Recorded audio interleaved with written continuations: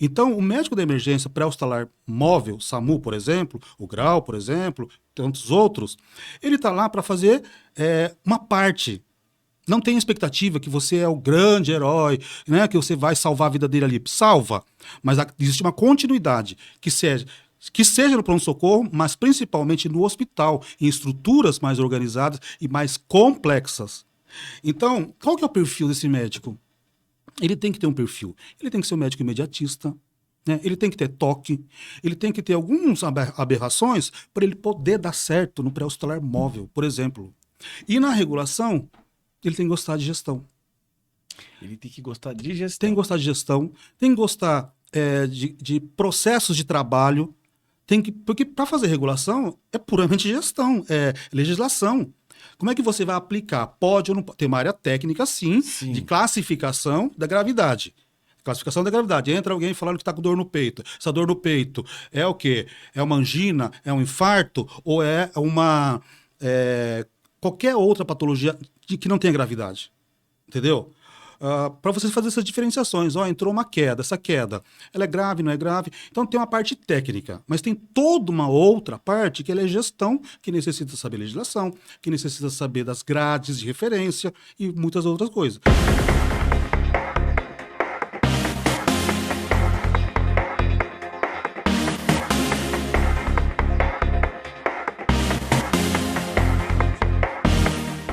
Olá, eu sou Valdecir Lopes, consultor técnico da revista Emergência.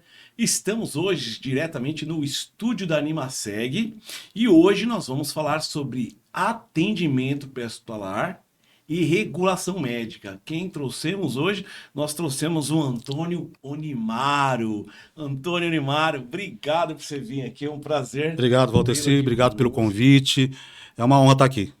Ah, mas eu vou falar o currículo dele, hein? Olha só, tem que ler aqui o currículo dele. O Onimaro, ele é médico, é médico do grau da Secretaria do Estado de São Paulo, implantou vários SAMUs aí entre 2003 e 2005 pelo Ministério da Saúde, atuou como coordenador do SAMU de Osasco, isso, né, Onimaro? Também dos SAMUs regionais de Embu das Artes, de Ourinho, já nadei em Ourinho, hein? Ourinho, 10 quilômetros naquela água lá. Ourinhos, Assis também, São Paulo. De Embu das Artes, Ourinhos, Assis, São Paulo. É instrutor do curso de regulação médica de urgência, coordenador e dirigiu diversos serviços de APH e rodovias federais e estaduais. Tem 27 anos de experiência em gestão de serviços e equipes de urgência e emergência. E é nosso coordenador do APH do Expo Emergência, faz parte da coordenação. Olha só, não estava aqui, eu coloquei, hein? Não é Isso aí. isso? É o É nosso isso mesmo. coordenador. Desde 2005, 2006 começamos esses encontros, Já né? estamos na 8ª ou 9ª edição? Estamos na 8ª ou 9ª edição? Deixa eu Acho perguntar. que é Produção! nona Estamos... edição, né? Que... Nona edição. Nona edição? Estamos na nona Nona edição edição. do APH, do Expo Emergência. Dia 26, 27 e 28 de agosto. Expo Emergência e Expo Proteção. É isso aí. Onimaru, conta pra gente, por que urgência e emergência? Por que urgência e emergência? Foi por acaso. Por acaso? Na verdade, não é por acaso, não. Praticamente sim, porque assim, eu entrei na faculdade de medicina, né, com o intuito de ser psiquiatra. Eu queria fazer psiquiatria e no terceiro ano, na psicologia médica, né, essas matérias, eu estudava feito um louco, né, porque era uma área que para mim interessava. E quanto mais estudava, mais nota baixa eu tirava. E que todo mundo que colava abertamente tirava nota máxima, 10, 9, 9,5. Aquilo me revoltou e falei, eu não vou fazer mais isso. Né? Desde então, eu desencantei. Só que foi nesta época, no terceiro ou quarto ano de faculdade, que começou o início da implantação do sistema resgate no Brasil, no estado de São Paulo. Que ano, desculpa, perdão? Repete. Entre 98, 99. Então foi nessa época que iniciou esse processo. E aí, eu era acadêmico, e do terceiro para o quarto ano, o que aconteceu? Foi-se implantado, né, criou-se um projeto chamado Projeto Alfa, em que a gente tinha uma parceria com o Corpo de Bombeiro. Foi nessa época, logo de início, quando primeiras unidades de resgate chegaram em Marília, a Faculdade de Medicina de Marília que eu fiz, né, fez uma parceria e acadêmicos da Faculdade de Medicina com o Corpo de Bombeiros, fizeram um projeto e que perdurou durante anos, né? Onde tinha uma troca, onde acadêmicos e a instituição, a Faculdade de Medicina, né, compartilhavam conhecimentos na área técnica, tanto do Corpo de Bombeiro como da área médica. E isso foi se prolongando. Então, eu comecei a tripular uma viatura de resgate, o R, que é aquela pequenininha ainda, que ele parecia até um carrinho de cachorro-quente, bem pequenininho, em 98, 99, quando começou, 99, quando começou efetivamente 89, 90, quando começou o Sistema Resgate. Sistema Resgate. É. Existe uma... Tá. Deixa eu só terminar Claro. falando o porquê que, né, então. Aí a urgência me cativou, né, assim, era isso que eu, né, queria fazer. E a faculdade, ela, através da medicina preventiva e social, ela criou uma área de atuação em urgência e emergência. E criou uma residência com área de atuação. E aí eu passei e fiz, né? E foi aí que eu fiz a residência com área de atuação em urgência e emergência pré-hospitalar, de 3 anos, né, na verdade. 2 anos no Brasil e a gente fazia 1 ano, na verdade, 3 meses eu completei 1 ano, né, na França, na Universidade de Grenoble, que era uma parceria, uma residência sanduíche. E a carga horária, né, a grade curricular de 94, que é a residência, era praticamente idêntica que existe hoje nas residências de emergencista, né, reconhecida pela Abramed como uma especialidade. Uma especialidade. Vi que você também tem o título da Abramed, né? Explica pra gente o que é a Abramed aí, esse título pessoal. A Abramed, na verdade, é assim, a associação, né, que representa... Associação Brasileira de Medicina de Emergência. Então, ela representa, na verdade, a categoria toda, os interesses da população, da sociedade e dos profissionais. Foi um divisor de água? Foi importante? Foi muito importante, né? A gente deve muitas pessoas, né, muitos profissionais, inclusive o Dr. Frederico Arnaud, que teve um papel nisso, o Dr. Hélio Pena. O Hélio vai vir aqui também, hein? Então, são profissionais que brigaram, lutaram e conquistaram é um grande avanço, é um divisor de água, né? Para a categoria e para a sociedade. Ter um médico emergencista hoje, né, atuando nos pronto-socorros, nas UPAs, nos SAMUs e nos hospitais, nas urgências hospitalares, ele faz toda a diferença por uma vítima, por um paciente grave. A sociedade ganha muito com isso. Né? E aí, assim, tem o Fellow, né, da Abramed, Fellow Abramed, uma coisa assim, que eles concederam, né, para alguns, pela contribuição que eu fiz durante anos. Que maravilha, Fellow, olha que maravilha. E pela SBITE, eu fiquei 10 anos na Sociedade Brasileira de Traumatizado, né? Atendimento Integrado Traumatizado, a SBITE. Fiquei 10 anos. E hoje o Rodrigo lá também, parte da SBITE. Eu trabalhei junto, na verdade, na gestão da direção do Dr. Mário Montovani, do Gustavo Fraga, Dr. Dário Birolini. Então, são grandes, né, pessoas que eu tive o prazer de aprender muito com eles, né? Então, é isso.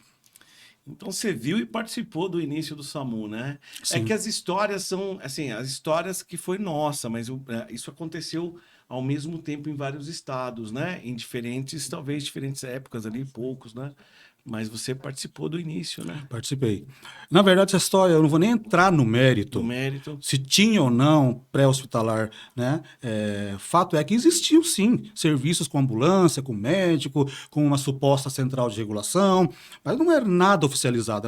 Eram iniciativas municipais, né, que tinham lá. Então, a gente não vai negar essa existência. Eu fiz a Brisa Resgate lá em 1997, 95, 96, 97, que era em Santos, né? Não era, cada um acho que teve vários espalhados. Eu não vou nem entrar no mérito dessa história do histórico, porque todo mundo quer falar que foi o primeiro. Então eu não vou nem entrar nesse mérito aí. Do SAMU também, né? Na verdade, obviamente foi uma construção dos pensadores da urgência, da saúde pública da época. Todos colaboraram. E eu tive prazer de estar nesses grupos, né? Então, a elaboração da portaria 2048, que passou, na verdade, por outras 2 portarias, 824 e 814, que virou efetivamente em 2002, 5 de novembro de 2002, vira a portaria que vai reger durante 20 e poucos anos, até hoje, né? Ela rege, ela normatiza a urgência e emergência em todos os âmbitos. Tem falhas, tem que ser atualizado, mas ela tem conceitos muito atuais até hoje. Até hoje. Tem uma frase que acho que não saiu de lá, que era repetida 3 vezes ou mais dentro da portaria 2048. Ela falava assim: medicina de emergência não é especialidade de médico ou enfermeiro. E a atenção dada na graduação é bastante insuficiente. Foi em 2001, nós estamos em 2020. Isso foi criado, essa frase tem 24 anos. Essa frase, 24 anos, como é que está agora? Ela foi, né, repetia várias vezes essa frase dentro da portaria. Como que vê hoje? Então, na verdade, hoje não. Então, na época, né, assim, falem bem, falem mal, essa é a portaria que existe, Isso. né? E os conceitos que estão lá são muito consistentes, né? Os argumentos para derrubar qualquer conceito lá vai ter que saber conhecer muito, né? Agora, por que não se falava médicos especialistas? Porque nós não sabíamos, nós não tínhamos noção, ideia, se ia ter, ou se hoje a gente já tem muita dificuldade de trazer médico para urgência e emergência, naquela época a gente não tinha ideia. Então, por isso, e porque não tinha também a medicina de emergência, né, a gente optou por deixar em aberto. E graças a Deus foi assim, se tivesse fechado com o cirurgião, ou com o anestesista, ou com determinadas especialidades, não existiria. Porque, veja bem, Valdeci, a portaria é de 2002. 2001, 2002, isso. 2002. 5 de novembro de 2002. O atendimento pré-hospitalar móvel, ele sai junto com a Política Nacional em dia 29 de setembro de 2003. A portaria veio primeiro. E o SAMU, né, intitulado a PH Móvel Oficial do Brasil, ele sai em 2003. Quando você me pergunta, né, como é que está essa questão do ensino, assim, evoluiu. Se a gente parar para pensar, eu, assim, às vezes eu sou muito, às vezes, criticado porque eu fico fazendo críticas, né? Por que não está assim, por que poderia estar... Mas, na verdade, se você olhar para trás, assim, um país que não tinha nada, né? Tínhamos a ambulância branca perambulando para cima e para baixo, daí vão trazendo, sem uma organização da rede nem nada... A gente evoluiu muito. Evoluímos mais que o intra-hospitalar, pô. Não sei se eu errei. Eu não sei se... a gente não vai fazer essa comparação, né? Mas a gente evoluiu muito, muito. Para aquilo que não existia um serviço organizado, hoje existe. Hoje existe. 5.500 municípios. Quantos municípios conseguimos atingir via SAMU hoje? Eu não sei hoje, porque como que está acho que eu não posso garantir isso. Claro. Eu não tenho os números atuais da atualização do Ministério da Saúde, mas deve ter mais de 85% de cobertura. De cobertura. Porque existe os consórcios, né? Eu estou numa cidade, eu cubro outras cidades, né? Não necessariamente consórcio. Eu falei consórcio, eu errei, né? Não. Como é que é a palavra correta seria? São serviços regionalizados. Pode ser feito operacionalizado por consórcios ou por próprios serviços locais, né? Não precisa ser necessariamente consórcio, embora eu acredite muito nesta modalidade. Agora, tem serviços que são municipais ainda, você entende? Ela não é, e a legislação pede para que seja regional, né? Agora, houve sim uma grande evolução. Na questão da capacitação, se a gente não tinha nada naquela época, no sentido de organizado para capacitar, treinar, a portaria já ela direciona para alguma coisa. Ela evoluiu sim. Ela precisa ser melhorado? Precisa ser melhorado. Eu acho que as instituições precisam colocar na grade a urgência e emergência, né? Das residências médicas, da formação médica, precisa ter no currículo. Né? Em qualquer lugar do mundo é assim. Desde pequeno, inclusive no ensino básico, né? Não da faculdade, precisa já começar primeiros socorros, né? Os mínimos, para formar uma cultura, de como que funciona, como atende, como dá os primeiros atendimentos. Então ela começa lá na base. Para daqui, talvez... Eu sou esperançoso, daqui talvez uns 400, 500 anos, a gente esteja esteja, né, com essa cultura. Nós tínhamos tantas iniciativas boas lá no Idos de 90, com treinamento de primeiros socorros para crianças, aqueles bombeiros meninos, socorristas meninos. Eu comecei nisso em 94, com criança dando aula de primeiros socorros, né? E aí a gente vê que são poucas ações, né? De investir isso em escola tão difícil. A gente tem a Lei Lucas, sim, a 13.722, que cria a obrigatoriedade de ensinar escolas públicas e privadas com treinamento de primeiros socorros, né? Mas é uma iniciativa muito boa, excelente, mas ainda não avançou tanto, né? Parece que eles deixam meio de lado isso, parece que não querem, não investe. O país não avança pelo modelo de gestão do país, modelo de gestão política, administrativa do país. Então, ele era um entrave, o formato que ele é. Né? Então, isso atravanca muito. E aí tem várias questões envolvidas para que projetos importantes, né, não sejam, né, priorizados dentro do espaço público. Bem, na verdade, é isso. Porque recurso tem. Ele é mal utilizado. Mal utilizado. Tivemos uma vez uma PH, um da Secretaria de Emergência, falando desse tipo de situação, né? Ele, do Ministério da Saúde, falou isso pra gente na palestra. Chegou até a assustar. Falou isso há mais de 10, 15 anos. Você estava no dia até. Você faz parte da coordenação. E no Ministério da Saúde, Onimaru, o que faz? O que você tem algum projeto lá dentro? Não, o que eu posso falar do Ministério da Saúde é que eu participei como consultor técnico durante muitos anos, né? Inclusive, no período de 2000, antes do SAMU, da implantação do SAMU, trabalhava como consultor técnico no projeto de urgência e emergência. Não existia nem a questão da coordenação de urgência, mas foi evoluindo. E aí, né, uns 14 anos acho que eu fiquei como consultor técnico. Depois eu fiquei como colaborador técnico. É só para entendimento de terminologia, o consultor técnico, ele é contratado, existe um contrato, seja próprio Ministério ou pela OPAS, enfim, não importa o modelo. E o colaborador é aquele que continua constantemente, de alguma forma, contribuindo, né, ajudando naquilo que pode, do ponto de vista... né, apoiando nas legislações, nas formulações, e eu sou um apoiador, não sou um colaborador. Que maravilha. E assim, eu não posso dizer muito em nome do Ministério, aliás, nem posso dizer em nome do Ministério por ser um colaborador, né? O Ministério da Saúde está fazendo a atualização da Portaria 2048, mas dentro de uma política, de uma estruturação, uma atualização da Política Nacional de Urgência, a PNAU. Tem portaria para isso tudo e tem sido já, iniciou ano passado, final do ano passado, e provavelmente a entrega aconteça no final do ano. Eu não estou falando em nome do Ministério, que fique bem claro, mas assim como eu participo dos grupos, provavelmente a entrega vai ser para o final do ano, mas está sendo um trabalho muito lindo de pensadores, vários pensadores de várias regiões, todas as regiões representadas. Então é um trabalho muito, muito bonito que está sendo feito do ponto de vista de atualizar a legislação. Né? Mas eu só queria fazer um parênteses, Salvador. Deve.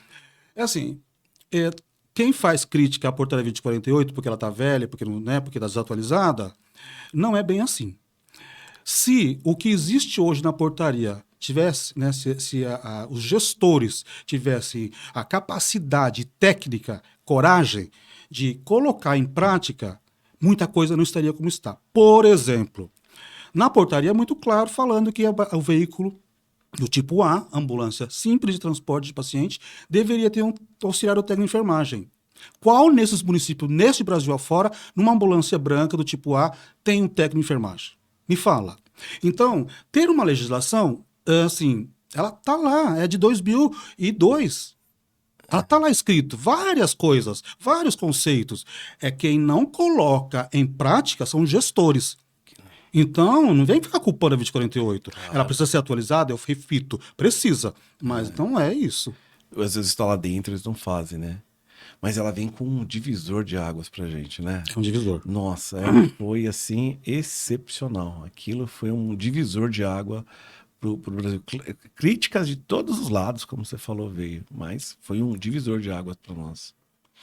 Deixa eu falar uma coisa sem mudar de assunto. Produção, spoiler, pode passar spoiler, produção? Spoiler do APH, olha lá, não estava combinado, não está escrito, vamos aqui. O spoiler, você está coordenando o APH, o APH 2025 lá. Pode falar spoiler? O que vocês estão fazendo lá, que você não quis falar para nós aí? Então, do APH, Seminário Nacional de APH de que vai ser dia? 28. 28 de agosto. Olha, dia 28 de agosto é a PH, hein? Não perca. Tem temas muito interessantes, polêmicos, né? Polêmicos, e vai ser muito interessante. Então, só vou adiantar uma coisa, só eu não posso falar dos temas, porque tá na grade, né? Já está sendo divulgado, mas eu tenho uma expectativa muito grande para discutir sobre a questão dos motoristas de ambulância. Se a condução da ambulância, isso que eu acho que vai ser uma coisa muito legal que a gente está trazendo para um evento desse ano. Que legal, então vai ser polêmico. Vou levar as luvas lá de boxe, lá vou separar, lá fazer um ringue lá e eu colocar. Vai estar eu, a Júnior e a Marisa. Ixi, Maria, véi, olha só, você vai perder o Expo Emergência? Eu não perderia, hein? Não perderia. Acessa aí, faz sua inscrição, vem com a gente. Olha, não passou tudo, hein? Mas passamos o spoiler pra você de como vai ser o Expo Emergência 26, 27, 28 de agosto. Acompanha a gente aí, não perde. Onimaru, vamos lá, o povo quer saber. E a regulação médica, como fica? Porque você é regulador médico. Quais as atividades aí para regulação médica? O que você tem feito? O que você entende de melhor? O que está fazendo? Então, a regulação médica, ela tem muito a evoluir. Ela foi definida em 2002 pela Portaria 2048 e subsequente a todas as legislações. Existem manuais técnicos e manual de regulação, mas é um conceito novo. Para a época era muito novo, né? Vindo da França, principalmente da Europa como um todo, o modelo de regular. E esse conceito de regular não se lembra antigamente falava assim, você está regulando, né, essa mixaria, regular no sentido de segurar, não é isso? Segurar, não é. Na verdade, o regular, ele é um conceito muito mais amplo. É assim, não tem para todo mundo. Então, vamos fazer o seguinte, vamos dar para aquele que precisa o melhor. Então, ele veio no sentido bem amplo, no sentido de reorganizar, organizar, que todo mundo quer. Mas todo mundo querer não quer dizer que ele precisa daquilo que ele está pedindo. Então, a regulação, eu estou falando bem no sentido mais amplo, para todo mundo entender, a regulação médica das urgências é um ato médico que evoluiu muito, mas ele precisa ainda ser validado, eu digo literalmente validado pelos gestores. É difícil treinar um médico para regular, porque assim, tem um médico, tá, mas ele vai regular, ele passa por um treinamento, é difícil, tem que treinar, tem que ter perfil médico, porque não sei, é uma coisa fácil, fiquei curioso agora, parece que não é tão simples assim, né? Você toca num assunto que é o médico, um assunto muito sensível, mas agora eu vou falar o seguinte, treinar, capacitar a equipe da urgência e emergência como um todo, é um desafio, é um grande desafio. E treinar e capacitar o médico é maior ainda o desafio, maior ainda. E, no entanto, isso para as áreas técnicas, por exemplo, treinar, né, o manejo de politraumatizado, o manejo do queimado, do infartado, do AVC, ele é assim, eles vão se atualizando e tal, ele é mais palatável. Regulação médica não é palatável, não é para qualquer um.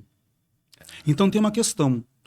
Aliás, para estar na urgência e emergência, tem que ter um perfil. Tem que ter um perfil não só profissional de habilidades, né, de saber fazer todos os procedimentos da urgência, porque ele é para fazer uma manutenção da vida. Ele tem que manter a vida, estabilizar, para poder ter o tratamento definitivo no centro cirúrgico, seja lá onde for, na UTI. Então, o médico da emergência pré-hospitalar móvel, SAMU, por exemplo, o GRAU, por exemplo, tantos outros, ele está lá para fazer uma parte.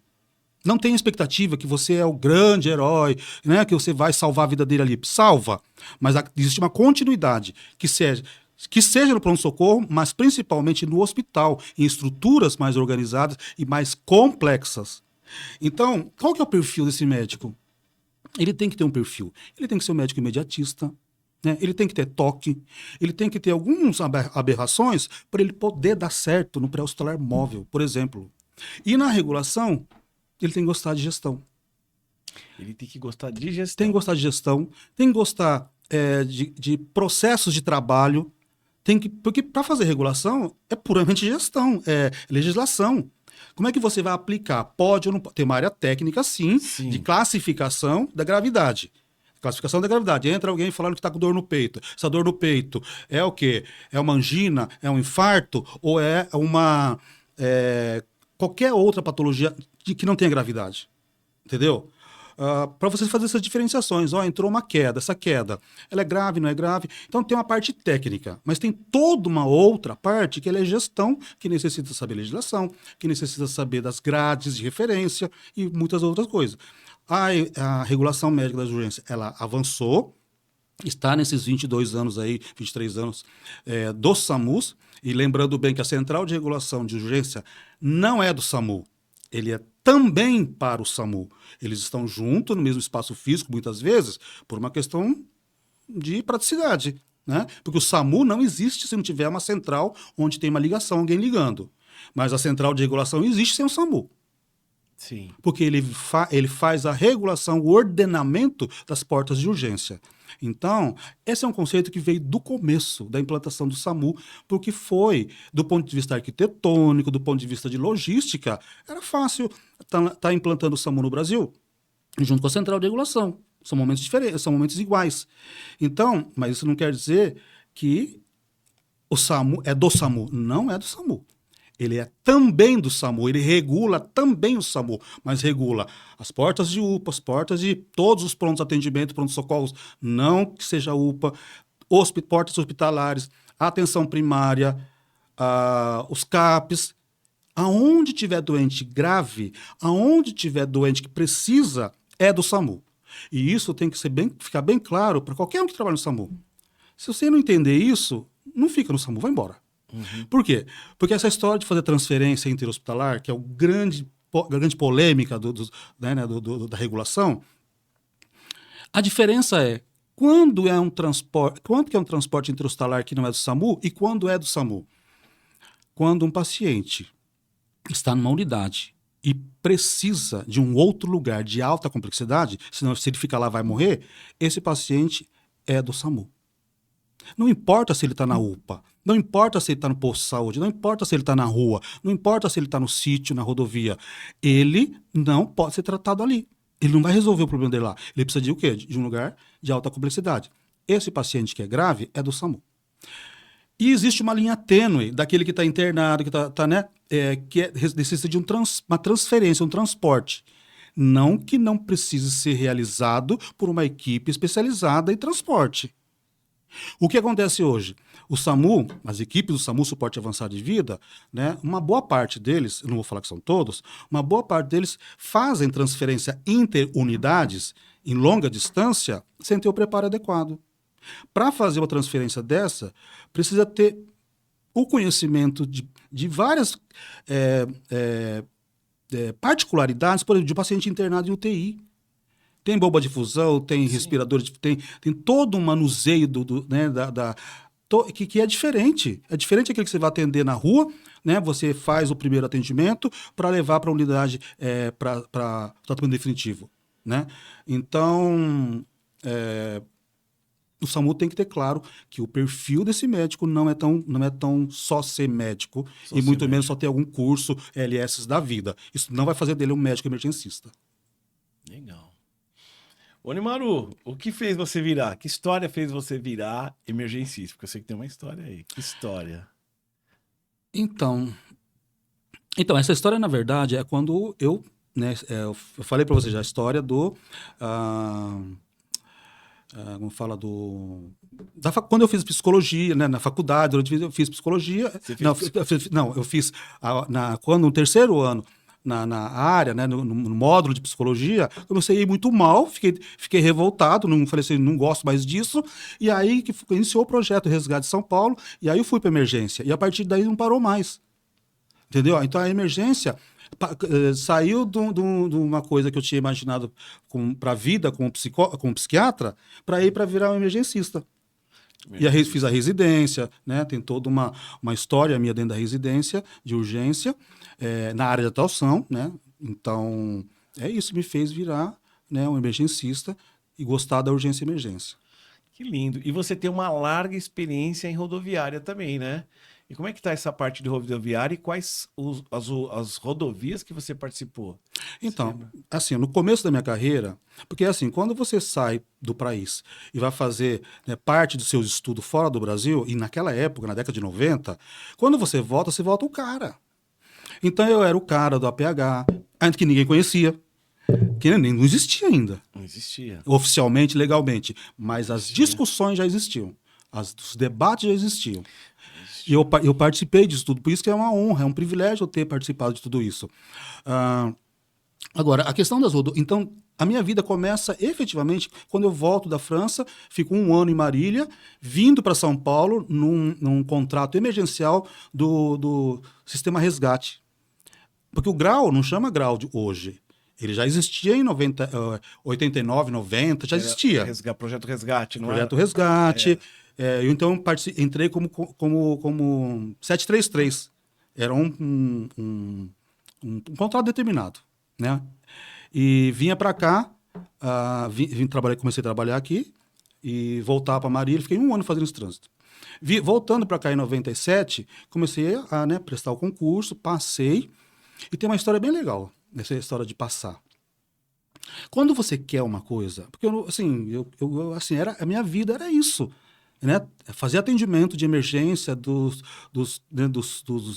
pacientes vítimas e principalmente no corpo de bombeiro são mais a estatística é mais de trauma, né? E naquela época não tinha nada, né? Então o bombeiro nadava de braçada nos grandes acidentes, dos grandes pacientes graves. O que acontece? Quando você começa a ter esse desejo, nunca desista de um desejo. E eu tinha muita vontade. Eu falei assim, eu vou entrar efetivamente no grau. Que não chamava grau, chamava sistema resgate. Eu vou passar nesse concurso. E o que eu fiz? Quando eu estava estagiando, não é estagiando, na verdade, enquanto eu estava lá no contrato que era transitório, né? Não lembro bem o nome. Eu lembro que eu passei o Natal, o Ano Novo, na central do bombeiro, no Cobom, que era lá no 9º andar, lá na Sé. E eu tirei a foto com uma equipe dos bombeiros lá do Cobom, né? Da central de operações, onde entrava o 93. Essa foto, naquela época tinha foto de papel ainda. Foto de papel. Eu coloquei, coloquei numa vidraça, numa cristaleira em casa, no apartamento. Todo dia eu passava e olhava. Eu vou estar aqui. Definitivamente, eu vou estar aqui. Você tem essa foto, Nimaru? Eu devo ter, mas eu não sei, deve estar em algum lugar. Procura essa foto, manda pra mim, porque essa entrevista vai ser gravada, ela vai passar, e o dia que eu pegar essa entrevista, eu vou colocar essa fotinha embaixo. Mas eu vou te falar outra coisa, não terminou. E eu tinha muita vontade, então eu não tinha dúvida. Eu vou colocar foto no meu. Eu tinha vontade, eu tinha muita vontade. Então, quando você tem vontade, não tem dúvida, isso vai acontecer. E não pode ter conflito nenhum. Para que o universo traga para você aquilo que você quer, você tem que acreditar, tem que jogar isso para o universo, mesmo que seja por pensamento, e visualizar, né? Eu ficava visualizando todo dia. Acreditar. Isso, e uma coisa importante, não pode ter conflito. Será que eu vou passar? Acabou. O universo já não entende mais nada. Então, quando eu passei no concurso, né, efetivei, né, meu primeiro plantão foi aonde? No Cobom, com aquela equipe. Que presente, hein? Que presente. Então, eu conto essa história porque, os desejos da gente, as realizações, os sonhos, a gente não pode ter dúvida. A gente tem que ter muita vontade. E quando a vontade é de dentro, de verdade, com emoção, é assim que se concretiza, né? Não ter conflito, ter muita vontade e, lutar, batalhar. Estudei, né, para poder passar. Mas isso daí são consequências, né? Consequência do seu fruto, do seu trabalho, né? Essa é uma das histórias que eu queria contar antes do... Que legal. Eu esqueci de falar das rodovias. Eu sei que tem tempo ainda. Claro! Não? Vamos falar da rodovia. Então, nessa época, eu entrei, quando eu voltei, né? Vou fazer mais rápido a fala, mas no início da carreira, eu comecei trabalhando na CACI, a Central CACI do Banco do Brasil, uma autogestão que gerencia o plano de saúde da CACI. E eu fiquei 2 anos, né? Ajudei a montar, junto com a equipe de Brasília, aqui em São Paulo, na BI. Que ano? 98. E fiquei até 2000 no Banco do Brasil. Não era Logos para a Saúde, que era da Durta, nada a ver. Não tinha nada a ver, na verdade, com urgência. Sim. Tinha a ver com central de urgência, mas central de regulação, mas era outra coisa. E eu voltei o ano passado para a Central CACI. Atualmente estou gerente técnico, gerente médico da Central CACI. Né? Então, é muito interessante o início, e não estou falando do fim, mas logo eu vou aposentar, né? Então, Quando eu vim, né, no início da carreira, eu fui assim, depois de 2 anos, saí da CACI, né, deixei as portas abertas, tanto que eu voltei, e eu fui para a vida toda, né, assim, de urgência. Tudo que era urgência, pré-hospitalar, principalmente, eu estava dentro. Era kart, era rodovia, era eventos em São Paulo, tudo eu participava. Era o meu mundo, é o meu mundo.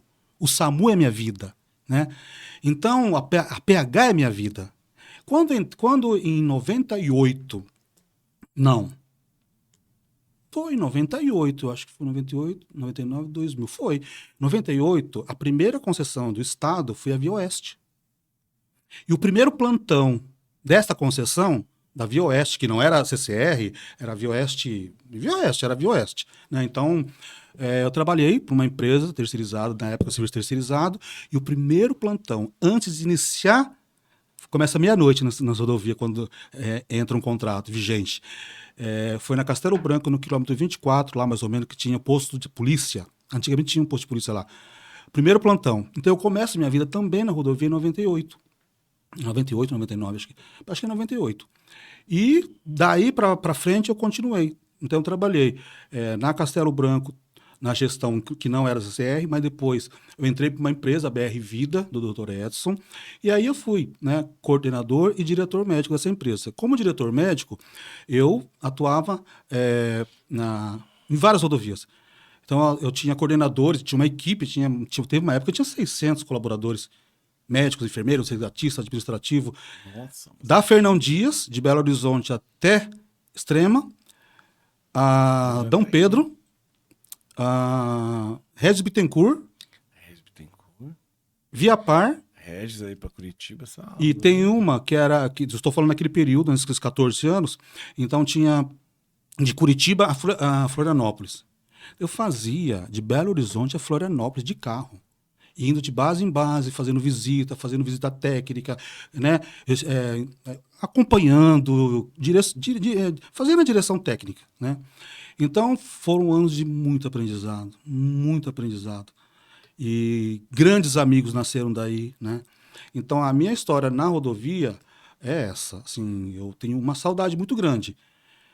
E eu falo para você que a época de ouro do APH já foi. Quem vai ouvir isso fala assim, lá vem ele.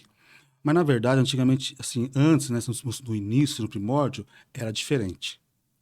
Quem está assistindo, quem vai assistir, vai entender o que eu estou falando, que tinha uma vibe diferente. Né? Ir atender um doente grave, seja infartado, seja engasgado, seja politrauma, seja acidentado, tiro, facada, não importa. Tinha uma vibe muito diferente do que tem hoje. Né? A vida tinha um propósito. A vida tinha um propósito. Não é saudosismo, não. Não é. Não é saudosismo. A vida tinha um propósito, era diferente. As equipes, umas equipes motivadas, né? Assim, você sentiu que diminuiu a motivação, que mexeu, mudou? Não é que diminuiu, mudou? Mudou, mas principalmente porque existe um problema em gestão. Esse é um grande problema do país. A gestão dos serviços, ela carece de técnicas de gestão. Os gestores não estão técnicos, no sentido de saber gerir de fato, né? Coisa simples, não é tão simples, mas assim, por exemplo, qualquer profissional, primeiro que o modelo de contratação, ele varia muito, mas não tem, se você pudesse contratar as pessoas, né, com um perfil mais, não só técnico, mas um perfil comportamental, seria outra história. Seria outra história. Porque hoje todo mundo, assim, entra como um bico, ou, né, eu tô falando uma parte dele. Tem ainda aqueles que são apaixonados pelo SAMU, pela PH Móvel, pela rodovia? Tem. Mas uma boa parte já não. Né, tem uma galera ainda com, né, tá com a chama acesa ainda, mas são poucos. Né? Não são todos, né, que estão desmotivados. Mas, por exemplo, quando você vai entrar no serviço, a gente tem que ser avisado, aqui você não vai atender coisa só grave. Daqui a 10, 15% vai ter coisa grave. Se você fala para o cara, fala assim, você vai atender coisa leve, né, suporte básico, avançado, você tem que esclarecer. Então, mínimo de comunicação, de administrar essas equipes, então falta um pouco de gestão, na minha opinião. Caramba. E um perrengão que você pegou aí? te marcou assim? Falei, nossa, esse foi... Vou São contar, vários, a gente esquece. eu vou contar um erro, Mas... assim, um erro tão grotesco, mas é um erro que a gente aprende. Eu trabalhei muito tempo no Águia. E você lembra quando, não sei se você lembra quando acabou, que teve a queda da igreja, do teto da igreja aqui no Cambuci? Sim. E assim, foi final da tarde e eu fui pelo Águia para lá. Chegando lá, quer dizer, obviamente, aquela confusão de múltiplas vítimas, aquele pandemônio. Aí eu chegando lá, eu comecei a montar o posto médico avançado. Logo na entrada, os bombeiros falaram, que nós estamos buscando vítima ali, blá, blá, blá, aquela coisa toda. Eu comecei a montar o posto médico lá. Depois de quase 40, assim, minutos, uns 40, 45 minutos, vou entrando, do outro lado, qual é a minha surpresa? Tinha um posto médico avançado. Então, assim, esse foi um erro, assim, de ponto de vista de técnico, né, de gestão de uma cena, de não ter visto tudo, né? Você tem que avaliar como um todo, sendo que tinha um posto médico lá. Já tinha um. Ah, mas aí foi. Aí teve que dar um jeito de contornar. Isso foi um grande perrengue, Sim. né? Agora, eu queria contar uma situação que mudou um pouco a minha vida. Assim, eu falo para você drasticamente. Muda um pouco a vida da gente quando você tem um lado, né? Por algum motivo isso aconteceu. Eu não vou citar nomes e nem serviços, porque isso não importa. O que importa é a situação. Eu estava de plantão no serviço, fui para atender um acidente, né? Um acidente automobilístico. Chegando na cena, tinha um corpo já no chão com com a manta térmica em cima. Sim. Eu não sei o que aconteceu, assim, de fato, realmente, assim, parece que tinha uma outra equipe de suporte avançado, sei lá de onde, que tinha constatado o óbito. Mas quando eu levantei A manta a manta, térmica. eu olhava assim e falava assim, mas tinha acabado de acontecer. Uhum. E assim, e não tinha sinais evidentes, né? E nós começamos a investir.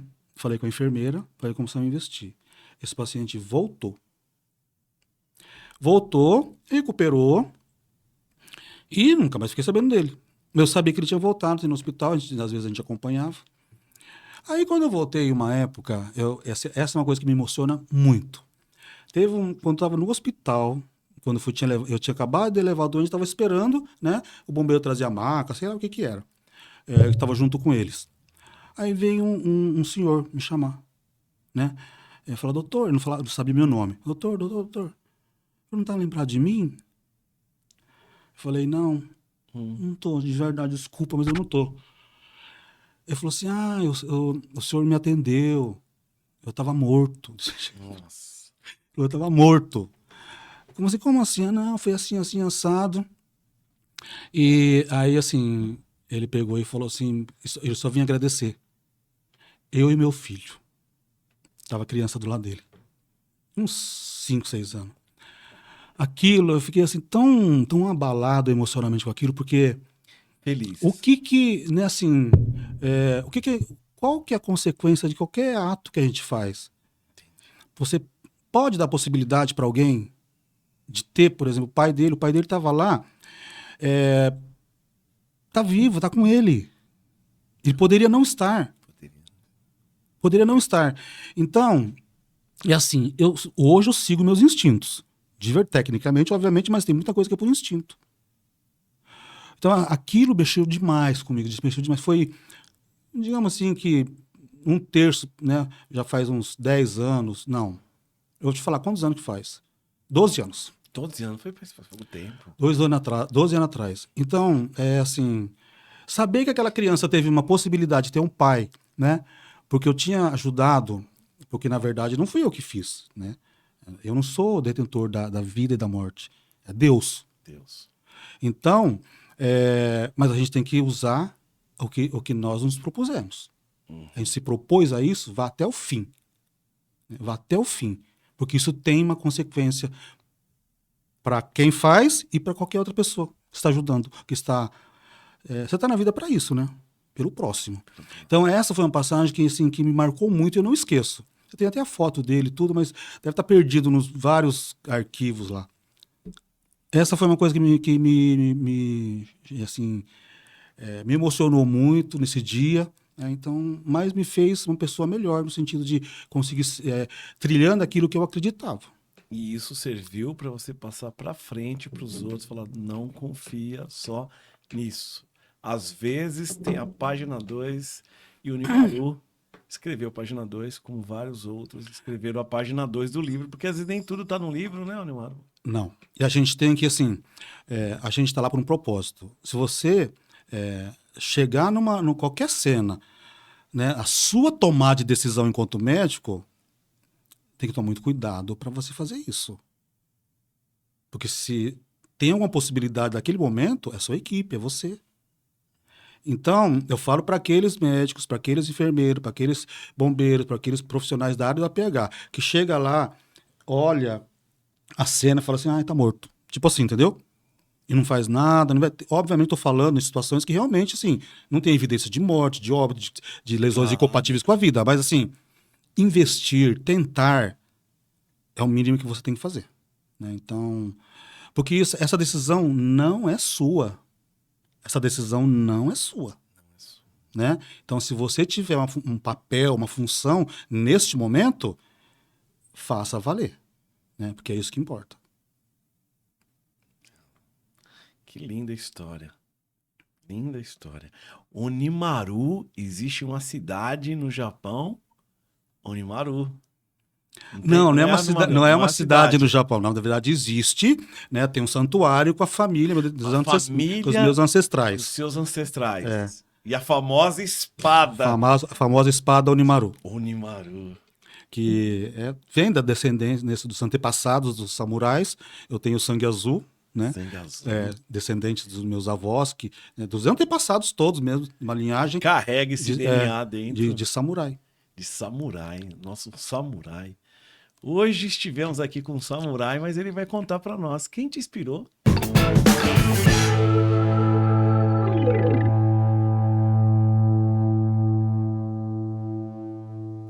Jesus Cristo. Em todos os momentos das grandes atuações, eu tive dificuldade de atendimentos, como qualquer um tem. Mas toda vez eu peço que, se for da sua vontade, eu sempre fui atendido. Então, ele é minha inspiração, ele é tudo. Ele é minha inspiração. Toda ocorrência. Eu, assim, quando o médico está lá naquele banco, na viatura, na ambulância, ele está na cabeça. E eu aproveito esse espaço quando eu vou quando estou acompanhando o doente, em todas as situações, grave ou não, mas todos eles. Coloco a mão na cabeça dele e peço, né, para que Deus, que seja feita a vontade dele, que eu seja um instrumento de paz, para que eu leve para ele, em nome dele, né, que eu seja um instrumento, que eu faça tudo o que ele tem que fazer, que depende dele. Eu nunca fui deixado para trás, eu nunca fui esquecido, eu sempre fui atendido. Nos momentos mais difíceis, desde um procedimento, de uma conduta, sempre eu estou pensando nele. Então, ele é minha inspiração. Mas eu tenho também, né, pessoas físicas. Por exemplo, a professora Maria Cecília Cordeiro de la Torre, que foi minha grande mentora, né, na faculdade, que conduziu a residência de urgência e emergência. Então, ela é uma grande inspiração. E, sem dúvida nenhuma, Dr. Paulo de Tarso. Paulinho. Dr. Paulo de Tarso Abraão. Paulinho, até hoje, meu amigo pessoal. Ele é uma grande inspiração para mim. Não tem como. Né? Ele, assim, a forma como ele traduz, ele fala, te ensina, né? Sobre tudo que a gente vivencia da urgência, os processos. Ele tem uma coisa sensacional. Ele é minha inspiração do ponto de vista atual, né? Eu conheci ele há mais de 30 anos. Desde 92 eu conheço ele. Eu conheci ele em 92. Então, é um grande profissional que eu admiro demais. Ele é minha referência, minha inspiração.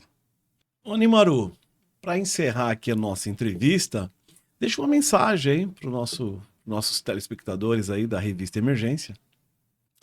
A mensagem que eu deixo para todos os profissionais, né?